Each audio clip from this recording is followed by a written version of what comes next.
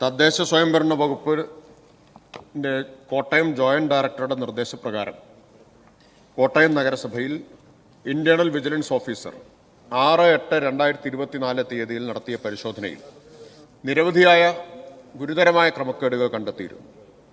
പ്രധാനപ്പെട്ട ക്രമക്കേടുകൾ: ഒന്ന്, റീകൺസീലിയേഷൻ രേഖകൾ പരിശോധിച്ചതിൽ വർഷങ്ങളായി ചെക്ക് മുഖേന വരവ് രേഖപ്പെടുത്തിയിട്ടുള്ള കോടിക്കണക്കിന് രൂപ മുനിസിപ്പാലിറ്റിയുടെ ബന്ധപ്പെട്ട അക്കൗണ്ടുകളിൽ ലഭിച്ചിട്ടില്ല. 2, ചെക്സ് ആൻഡ് ഡ്രാഫ്റ്റ് രജിസ്റ്റർ സൂക്ഷിക്കാത്തതിനാൽ ലഭിച്ചതായി രേഖപ്പെടുത്തപ്പെട്ടിട്ടുള്ള ചെക്കുകളുടെ ആധികാരികത പരിശോധിക്കാൻ കഴിഞ്ഞിട്ടില്ല. 3, വിവിധ ബാങ്കുകളുടെ റീകൺസീലിയേഷൻ സമയബന്ധിതമായി പൂർത്തിയാക്കാത്തതിനാൽ ഭൂരിഭാഗം അക്കൗണ്ടുകളിലും കാണപ്പെടുന്ന തുകകളും അക്കൗണ്ടിൽ യഥാർത്ഥത്തിൽ നീക്കിയിരിപ്പുള്ള തുകകളും തമ്മിൽ വൻ അന്തരമുണ്ട്. 4, കാലാകാലങ്ങളിൽ അക്കൗണ്ട്സ് കൈകാര്യം ചെയ്ത ജീവനക്കാരുടെ വിവരങ്ങൾ ആവശ്യപ്പെട്ടെങ്കിലും അത് പരിശോധനാ ടീമിന് ലഭ്യമാക്കിയില്ല. 5, ഏകദേശം 200 കോടിയിലധികം രൂപ ബാങ്കുകളിൽ വരവ് വന്നിട്ടില്ല.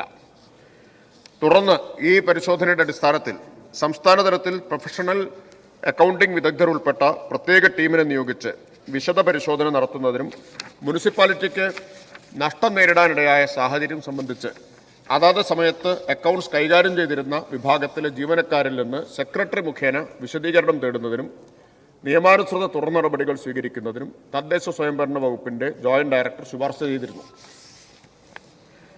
തദ്ദേശ സ്വയംഭരണ വകുപ്പ് പ്രിൻസിപ്പൽ ഡയറക്ടറുടെ നിർദ്ദേശപ്രകാരം സീനിയർ ഫിനാൻസ് ഓഫീസറുടെ നേതൃത്വത്തിൽ സാങ്കേതിക വിദഗ്ധർ ഉൾപ്പെട്ട ഉന്നതതല ഉദ്യോഗസ്ഥ സംഘം കോട്ടയം നഗരസഭയിൽ 4/2/2025 മുതൽ 7/2/2025 വരെ തുടർച്ചയായി പരിശോധന നടത്തിയിട്ടുണ്ട്. പരിശോധനയെ തുടർന്ന് ലഭ്യമായ പ്രാഥമിക റിപ്പോർട്ട് പ്രകാരം കോട്ടയം നഗരസഭയിൽ ഗുരുതരമായ ക്രമക്കേടുകളും അഴിമതിയും നടന്നതായി ബോധ്യപ്പെട്ടിട്ടുണ്ട്.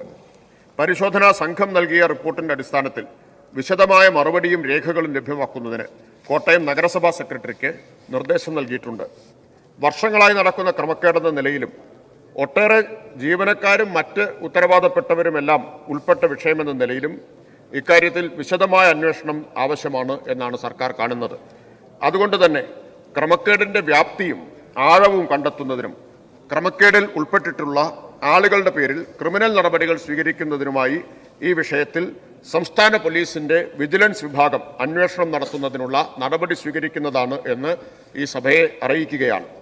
ഭരണവകുപ്പും വിജിലൻസും നടത്തുന്ന അന്വേഷണത്തിന്റെ അടിസ്ഥാനത്തിൽ ഉത്തരവാദികൾക്കെതിരായി കർശനമായ നടപടി സ്വീകരിക്കുന്നതാണ് എന്നും അറിയിക്കും.